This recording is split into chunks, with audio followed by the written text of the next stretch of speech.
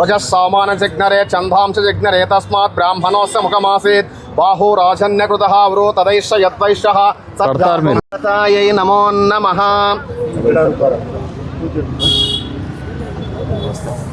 ॐ दक्षं यो रामृणीमहे हे बृहस्पति प्रसूतास्तान मुञ्चन्तगुंहसः नारिकेलफलं समर्पयामि। శంకుస్థాపన ముహూర్త సుముహూర్తో అస్తు సుప్రతిష్ఠితమస్తు. ప్రజల కోరిక ఆసుపత్రి పరిసరాలని కాపాడుకోవాలా, దానికి కాంపౌండ్ వాళ్ళు కంపల్సరీగా మొదట ప్రాధాన్యతలు చేయాలని చెప్పేసి ఒక నిర్ణయం తీసుకోవడం జరిగింది. అంతేకాకుండా లోపల కూడా ఒక స్ట్రెచ్ సీసీ రోడ్డు కూడా వేయాలని చెప్పేసి నిర్ణయం తీసుకోవడం జరిగింది. అందులో భాగంగానే ఈ రోజున కాంపౌండ్ వాల్ కార్యక్రమాన్ని నిర్మించే కార్యక్రమాన్ని భూమి పూజ చేయడం జరుగుతుంది. భూమి పూజ చేసే వదిలేము, కంటిన్యూ చేస్తున్నాము. ఇది యుద్ధ ప్రాతిపదిక మీద చేస్తాం, కాంపౌండ్ వాల్ కానీ రోడ్డు కానీ. దీనికి ఎల్ఏడిఎఫ్ ఏదైతే సిఎస్ఆర్ ఫండ్స్ ఉన్నాయో దాని నుంచి నిధులు కేటాయిస్తాము. ప్రజల కంటే గొప్ప ఏది కాదు. ప్రజలకు సౌకర్యాలు కల్పించడంలో ముందుంటేనే ఏ ప్రభుత్వాలకైనా మంచి పేరు వస్తుందని బలంగా నమ్మేటువంటి ముఖ్యమంత్రి, ఉప ముఖ్యమంత్రి, కేంద్రంలో ఉన్నటువంటి ప్రధానమంత్రి ఆలోచన విధానం. అందుకు అనుగుణంగానే ఇక్కడ కూడా పరిపాలన కొనసాగుతుందని చెప్పేసి కూడా ఓ స్పష్టత ఇస్తున్నాం. అందులో భాగంగా ఈ రోజున ఈనాడు పేపర్లో ఒక ప్రభుత్వ ఆస్తి గురించి, మున్సిపాలిటీ ఆస్తి గురించి ఒక నెగిటివ్ న్యూస్ వచ్చింది.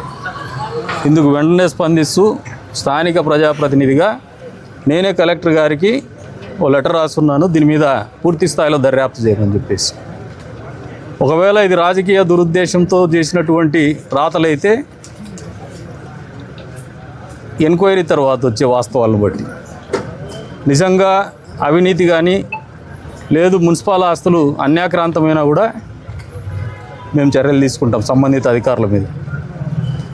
ఒకవేళ రాసిన వార్తలు రాజకీయ ఉద్దేశాలతో ఎవరినో నిందించాలనే ఆలోచనతో చేసినటువంటివి అయితే ఖచ్చితంగా రాసినటువంటి రిపోర్టర్ల మీద కావచ్చు, ఆర్గనైజేషన్ మీద కావచ్చు, ఖచ్చితంగా చర్యలు తీసుకుంటాం. రెండింటికి కూడా కట్టుబడి ఉన్నాం. ఇది కొత్త రకమైనటువంటి పరిపాలన.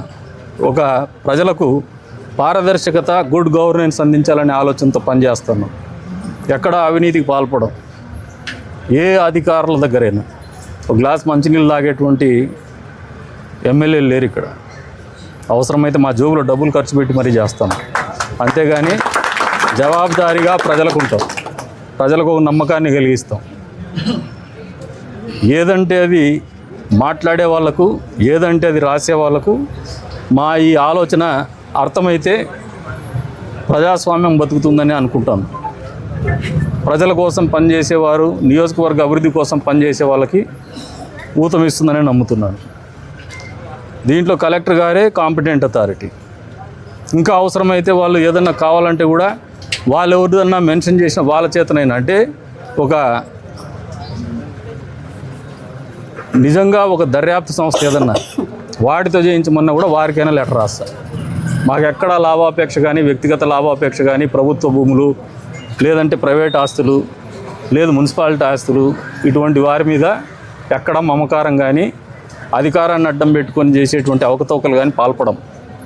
రెండోది రియల్టర్లకు కూడా చెప్తున్నా, మళ్ళీ మొదలు పెడుతున్నారు మీరు గీతలు గీసి అమ్మేయాలా, పరాయి భూములు లాక్కోవాలా, ఎమ్మెల్యే రియల్ ఎస్టేట్ను తొక్కేస్తున్నాడు.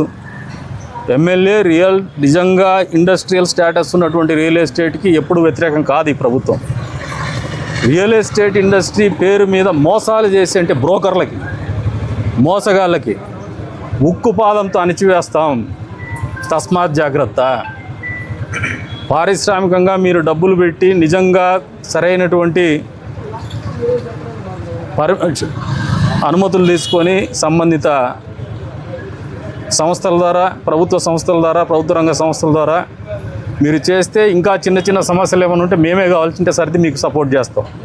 అట్లా కాకుండా మేము చేసేదే కరెక్ట్, మేము చేసేది ఏ ఎమ్మెల్యేనల్లా, ఏ ఎమ్మెల్యే అయినా డబ్బు కమ్ముడుపోతాడు, లేదు సొంత పార్టీ నేతలో ప్రతిపక్ష పార్టీ నేతలు దుమ్మెత్తుకొస్తేనో సొంత పార్టీ నేతలు అలిగితేనో ఈళ్ళు అవుతాడనుకుంటే అది మీ మూర్ఖత్వం.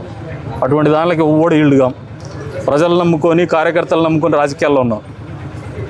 కాబట్టి ఎవరికైనా అటువంటి ఆలోచనలు ఉంటే భ్రమలు ఉంటే కూడా తొలగించుకోమని చెప్పేసి చెప్తాను.